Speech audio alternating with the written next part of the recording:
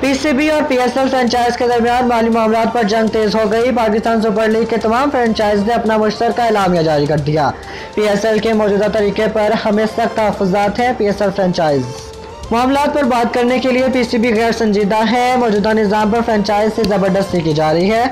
League से PCB के अरबों कमाए, जबकि फ्रेंचाइजर्स को अरबों का नुकसान हुआ।